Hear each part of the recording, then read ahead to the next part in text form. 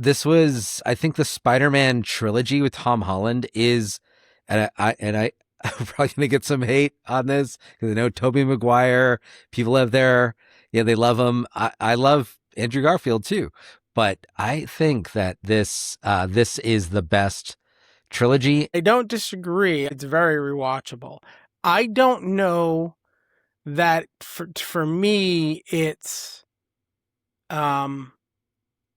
the best. I don't know if I give it a 10 out of 10 because to me, No Way Home is the 10 out of 10. It's time for a random review. All right, welcome to the Original Geek Random Review. We set the topic, the dice set the direction. We know what we're reviewing. We just don't know how. Hi, I'm Steve Scarfo. And I'm Jeff Shaw. We're doing Spider-Man Brand New Day.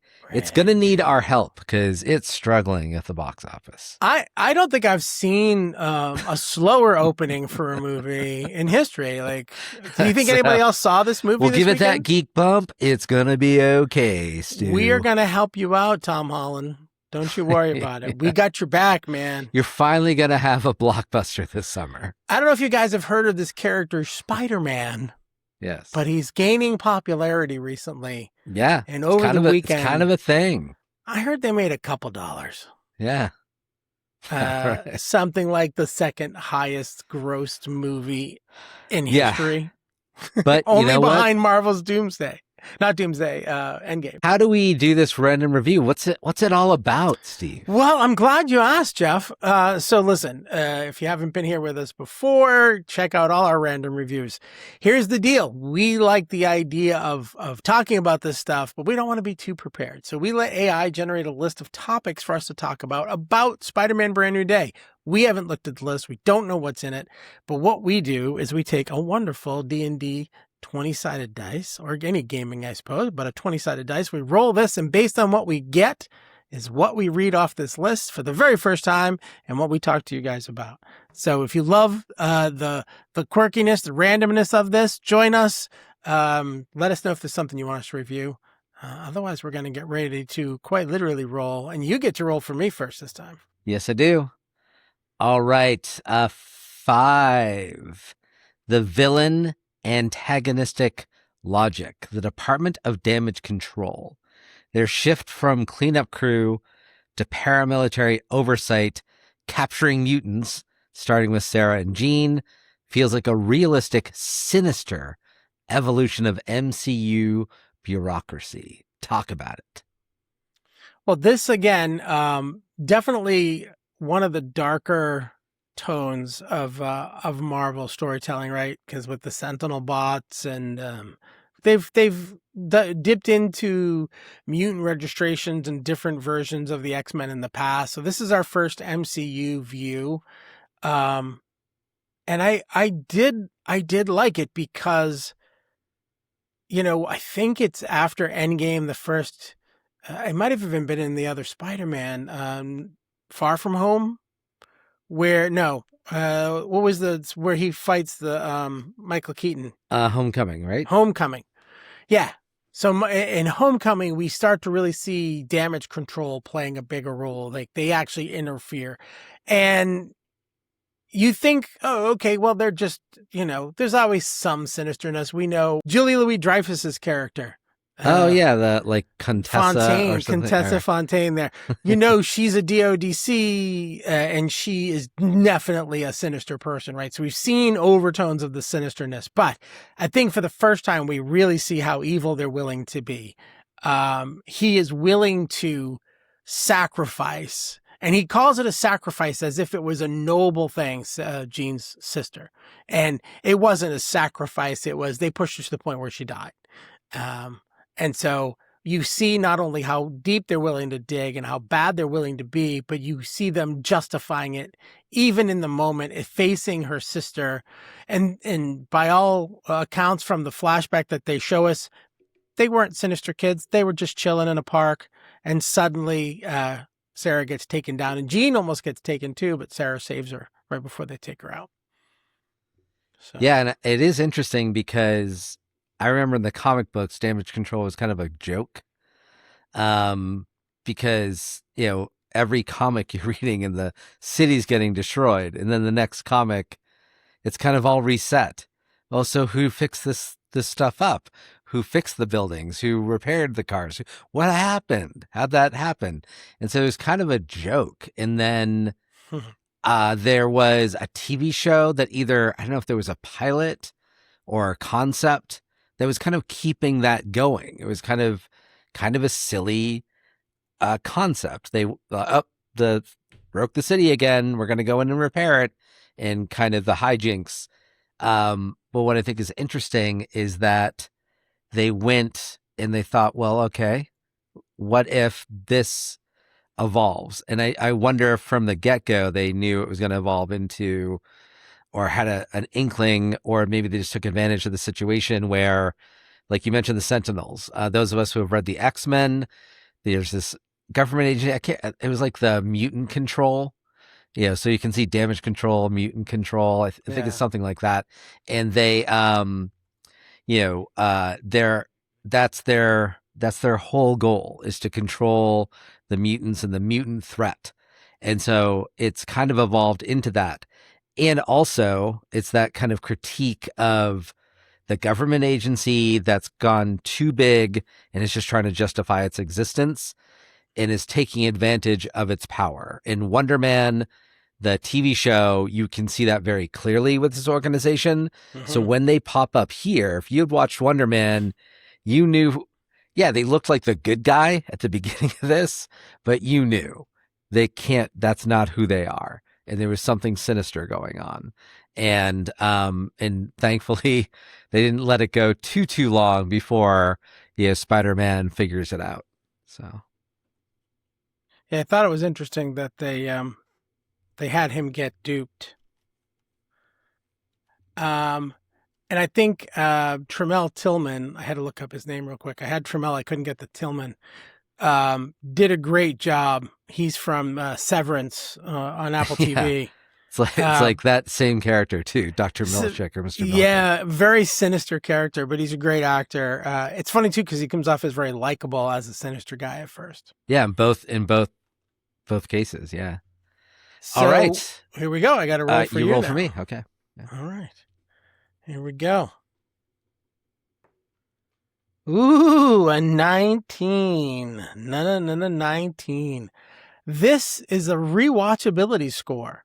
A 9 out of 10. The dynamic combination of street-level action, psychological thrilling elements, and the emotional climax on Roosevelt Island makes it one of the most rewatchable Spidey films. It's kind of funny.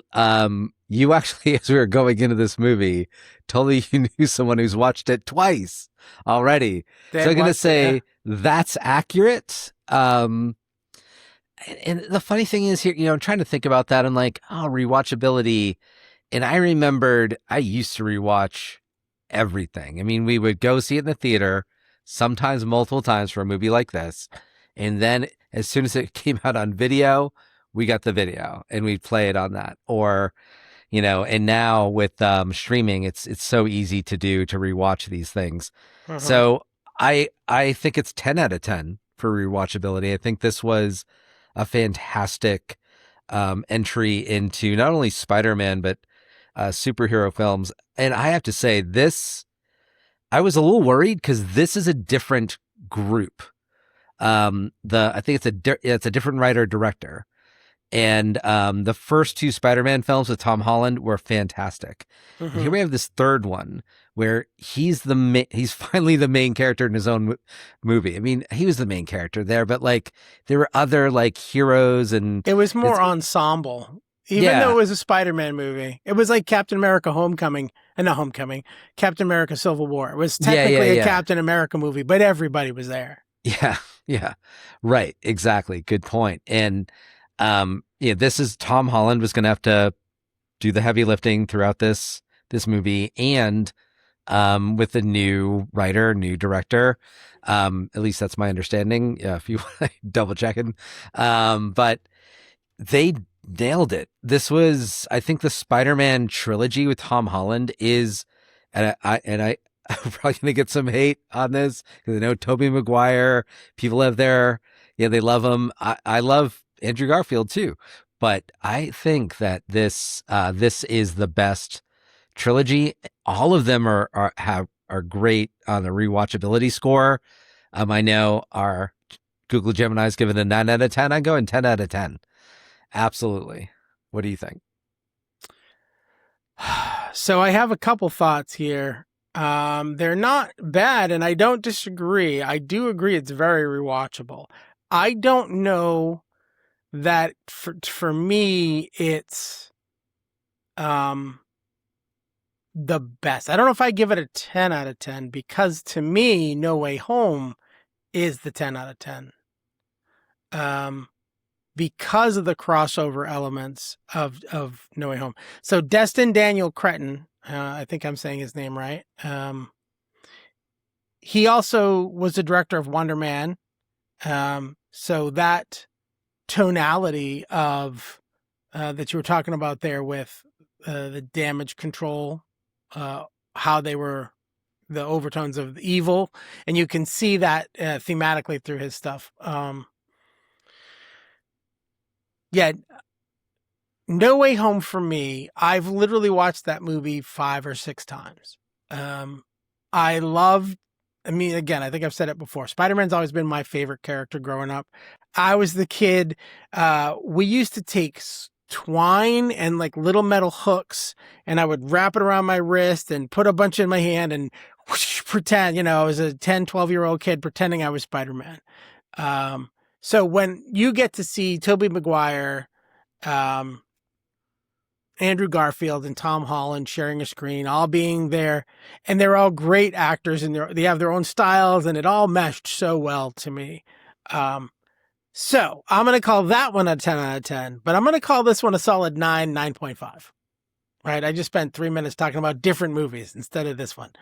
So this one, Brand New Day, it's a cool combination of that, the same thing that they did in No Way Home, where you have these crossovers. So you have Yelena Belova who shows up. That's a spoiler. Sorry, you're stuck now. If you haven't seen it by now, too late. The Hulk, which we've seen in the By previews. the numbers, I think we're safe. You think so? $1 billion we made opening weekend.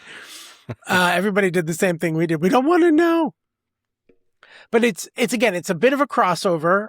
You get to see Ned and MJ, even Scorpion comes back, and we get introduced to Jean Grey, and we get introduced to the darker version of the damage control. And it sets up so much. And I don't know that I thought about it much in the theater because I was just enjoying it. It was late. It was a long movie in a good way. But I wasn't like thinking, oh, what's it going to do? But later on, Jean Grey, of course, sets up the rest of the X-Men, whether they do it in this universe or a different universe. So the multiverse, the Doomsday that's coming out, everything they've done with Loki and with the TVA, all of the possibilities, even Endgame, they opened up their book again to bring back characters and a lot of it hinges here because we're setting the stage for a lot of possibilities. So I think because of that, it's not just because of that, it's going to be hugely rewatchable because I know I'll be going back going, Jesus, did they talk about this? And I'll have to see for myself if they did or didn't. And I may not remember it in the moment, but also, again, everybody in it's a great performer and they did a really good job. Even Frank Castle, who in his own one-off was just foul-mouthed as hell, and they let it fly on Disney Plus. He goes to swear in this movie and Spider-Man stops him from swearing. And I thought that was, it's kind of cutesy, but it was fun that they are changing the tone. So definitely I'd say strong 9.5. Okay. Only one of the Spider-Mans is allowed a 10 on Steve's Only one. scale. I have a very strict scale and it requires multiple Spider-Man. Don't read anything. That all getting 10s here. That's great inflation. How dare you? We had a grade on a curve. Only one can be up here. Wait, all right. Well, even though it's a 10 for me, it's a 9.5 for Steve. We're going to give it that geek bump and tell you go and see it and rewatch it if you've already seen it. Yeah, definitely go see this movie. It's phenomenal. Again, setting up everything. So, We have wrapped through another random review. Please check out all our random reviews on originalgeekpodcast.com. Like, subscribe, share, tell your friends. Check out the merch. This is one of our Dungeon Crawler Carl t-shirts. Jeff's got our Bunker Geek t-shirt. Check out some merch. Help support the show. And we'll see you guys next time. Yeah, and tell us what you think. Is it rewatchable?